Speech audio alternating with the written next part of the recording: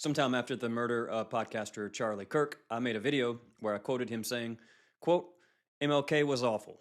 He's not a good person, unquote.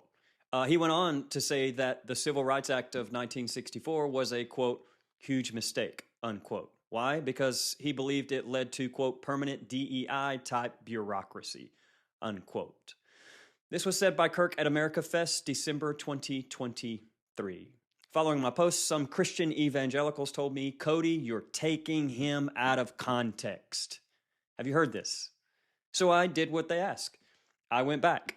I dug up everything I could. I read the Wired article that cited the quotes, and then I listened to a full 1 hour and 22-minute podcast on The Myth of MLK by Charlie Kirk. On that podcast, Kirk and his guests spent most of that time dragging MLK's legacy, talking about his orgies, rape, 40-plus affairs, and calling him a womanizer.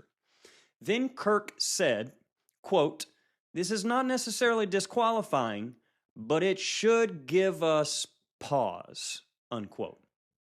Evangelicals reached out to me and said, see, Kirk's right. MLK wasn't a good person. Hold on. These are the same Christian evangelicals who call Trump a divinely ordained leader. Trump, who paid hush money to a porn star, who admitted to grabbing women wherever he wants, who was found liable for sexual abuse and has a long list of confirmed extramarital affairs, and that didn't give you pause?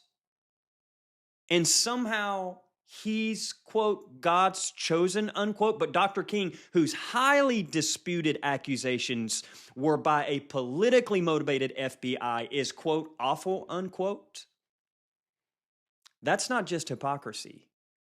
That is racism. It reminded me of growing up in white evangelical spaces. Did you know the first thing I was taught about MLK wasn't his dream? It was about his moral failures. But no evangelical I know has ever prefaced Trump or the MAGA movement with his moral failures. Why? Because that's how white supremacy works. It's sometimes quiet, subtle, and dressed up as concern for morality.